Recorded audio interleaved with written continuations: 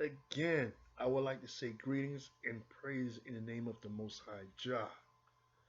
I'm thankful and I'm grateful to be here. It's been a few days, and I do apologize for the recent slow updates, but I've been hearing something the past few days coming out of the Madame Noire magazine that Your World, who I'm a fellow YouTuber of, and try to communicate with them, and all my other ADOS YouTubers like Paris Milan, I listened to their take about this, and it's titled "Black Women Can No Longer Afford to Save Broken Black Men." Now, this is really a controversial topic. This story is by Ara Eloi Biki Nukiwo, something like I can't even pronounce it. She's Nigerian from what I found out. And what it says is a Nigerian woman basically telling African Americans what to do. And I'm gonna break down this topic for my ADOS people that are subscribers and explain to you that not only that, she's saying stuff telling us that that they can't afford to say broken black men. But I'm gonna read this article for a little bit because I'm kind of perplexed by it, and then I'll give you my afterthoughts after that. It says here now the source is from Nikolai Amon Kotel, and it says I struggle with the title of this article. I considered the polarity of the words I intended to use and thought that maybe just this once this situation called for a disclaimer. But the more I allowed the piece to manifest, the more I felt the title needed to be as raw as the reality.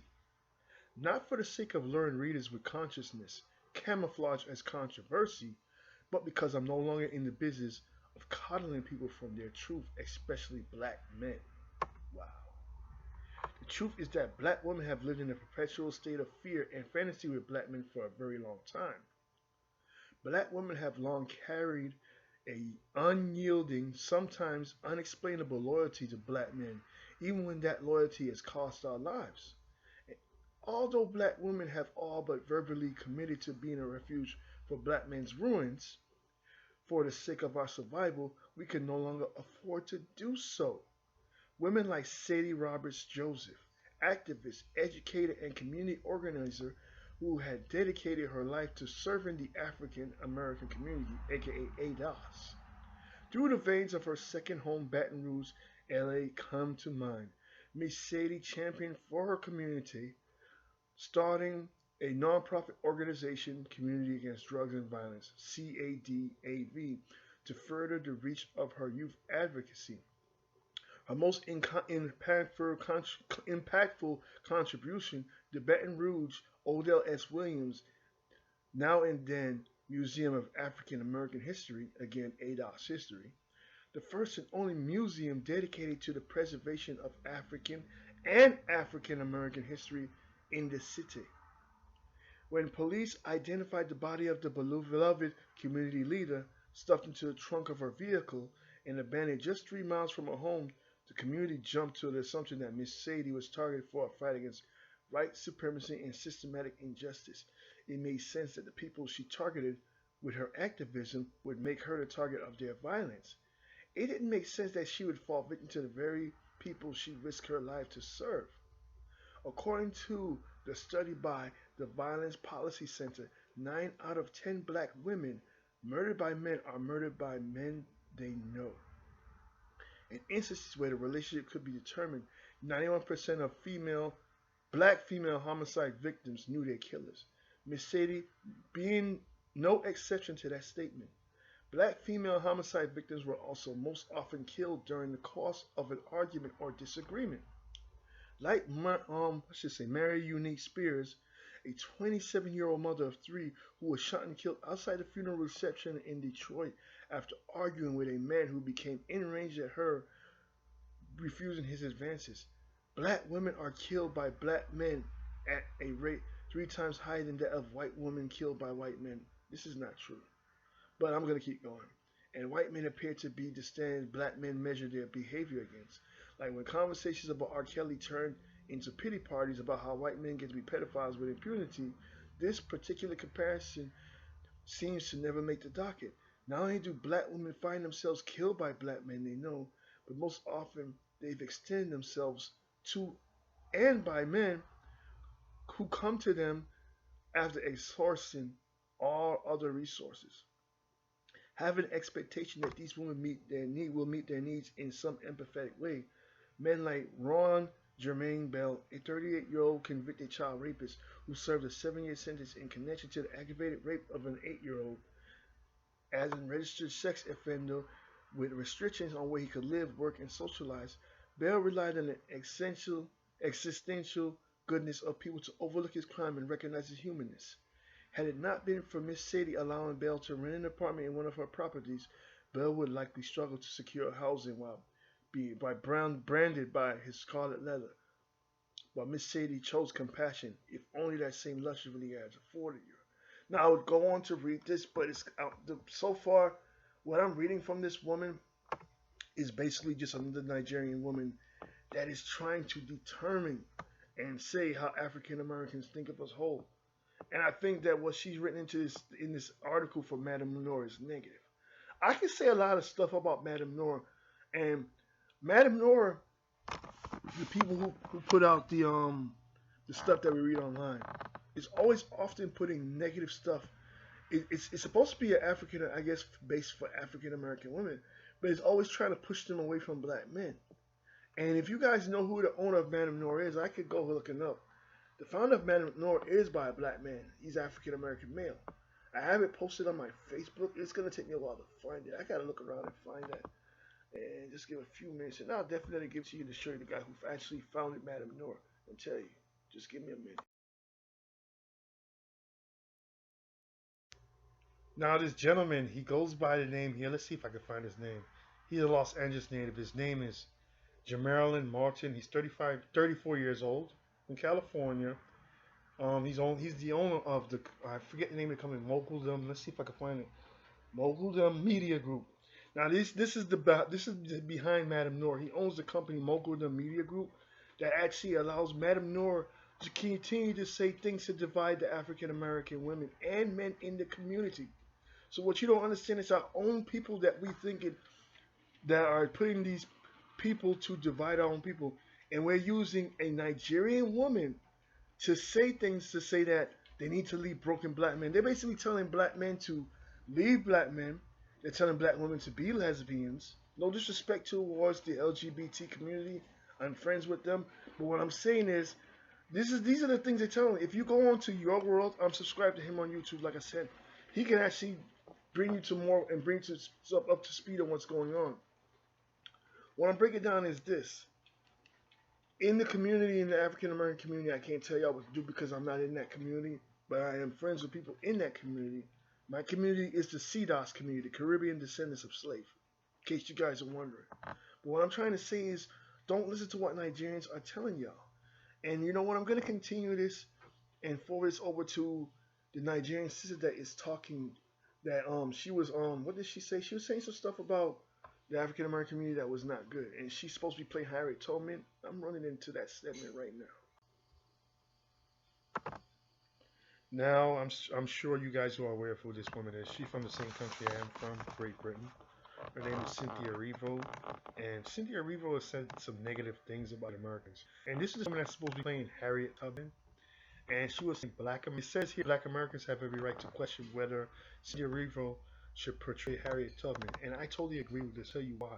Cynthia Erivo, being that she's from Great Britain, like a lot of us from Great Britain, no disrespect and no dissing to all you guys who are from Great Britain like I am, we more have a slave mentality most often than our African American brothers and sisters, and I'll tell you why.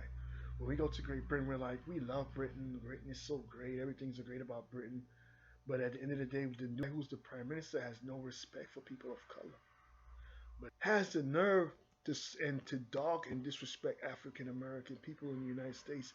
And she failed to realize that people who are from Great Britain, our minds are messed up in mentality because a lot of us in Great Britain, we sleep with people who are of a different race. With no disrespect to any race, like I'm saying. We more sleep with Europeans. We more do what the Europeans say and we shut up. Because in England, look what's going on with Tariq Nasheed. Tariq Nasheed is banned. He's banned from coming over into my country. They couldn't ban me. They could try all they want to. I'm a dual citizen. I have dual citizen. I have citizenship in the United States, and I also have citizenship in Great Britain. It means I have dual citizenship. and I'm going to Great Britain in the next few days to hopefully discuss this thing that we're talking about. Because it has she being of Nigerian descent, and I noticed that Nigerians have some of them have an issue with African Americans. They think they're better than African Americans, but she has a a brainwashed slave mentality. I bet you she's one of these Nigerian British people that will. I bet you she's probably with a European guy because you know where we come from in England. That's all the people we mix with. There's more people who are of mixed descent. That means European and black than there are people that are African descent in England right now. But we also have a population of Asians and Arabs, people that are there, people who are Muslim and stuff like that. But basically, what I'm sorry, Cynthia Arivo, no disrespect, but you should be ashamed for what you said to African Americans. Those are my peoples too, man. You disrespect them, and what you said was wrong. And you need to go ahead and look at that figuratively and look at the common sense of what you said because they have been fighting. They've been fighting the same fight that's been going on since over 500 years. The fight that they're going through, and then with Donald Trump in office, he wants to enforce and continue the same racism that's been going on against Black Americans. Keep the chains around them, and keep disrespecting them, and cut everything that we fought for. Everything civil rights, they're against it. But for you to say stuff about how stupid African Americans are and how ignorant they are, you ain't never been through what they're going through. Because in Great Britain, you have the same citizenship that I have. You have the right to go or even Germany or any European country you want to without have to worry about nothing. You know what I'm saying? But at the same time, you want to be happy and be grateful. Great Britain has a dark history against people of color. And I know about it and I'm aware of it.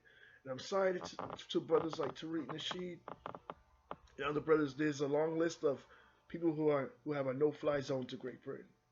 And I do apologize on the behalf of my crazy British sister over here. I'm from Great Britain, but I'm of Jamaican descent. She's of Nigerian descent.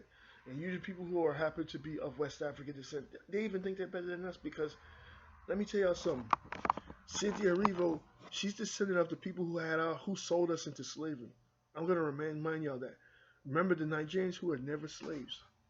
All the other West Africans that have never been slaves sold us into slavery. Just remember we got sold to America, South America, Haiti, and all these other countries, the Dominican Republic, all those places. So when she's talking those things, she should have thought before she talk. She should think before she talk, because all those things she said, it doesn't make any sense at all. Now I would be able to make a better video for this, a better quality video. And the reason why I couldn't get this together because it's like bad outside. It's a bad weather outside. And I'll be working on more videos, but I will be traveling out of the country soon. And I'm gonna definitely try to stick to making a few more videos before I get everything together because I'm very busy. My schedule is very hectic. I'm supposed to be out of the country. I'm supposed to be going to Great Britain in the next few days. But please do like, share, comment, subscribe, and I'll get back to you in the next video. Peace and blessings to you all.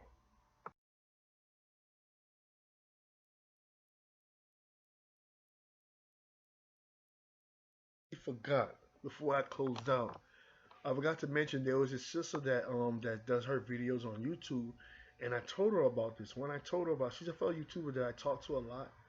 When I told her this, one of her subscribers was telling me that I was trying to divide the community.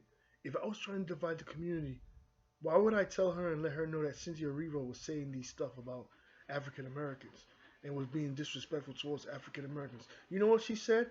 She said I was trying to divide the community. And the sister that I subscribed to, she didn't respond back, didn't say anything about it. She just was quiet when I said something about it. But have no disrespect to anybody of ADOS community. What I'm trying to do is trying to see if we could work together. But if y'all don't want me to help or to do what I can to show that I'm doing something, let me know. You know what I'm saying? I'll bow out.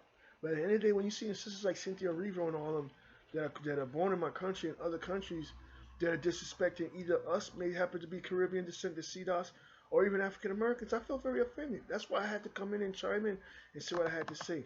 It's stormy outside. It's raining, pouring hard right now. But I'm upset at the fact that she said this about African Americans. I know African Americans for like a little over 30 years. So, you know what I'm saying? I know more about the community. I've been in the grassroots, doing stuff in Atlanta. I've done stuff with Reverend Al Sharpton and people who are in the ADOS community. And I've been working around to see if we can do something to make things better. Because remember, we all descendants of slavery For over 500 years, we've been going through the same mess, the same nonsense, and it's time we wake up in our community. It's time for us to stop this division and all this foolishness. We in the Jamaican community, and all other people in the West African community, some of us are trying to work together, but you got West Africans that think they're better than us, like Cynthia Arivo. They think they're better than other African people who are in America when they're no different. She's born in, and she's descendant of the same people that sold us into slavery.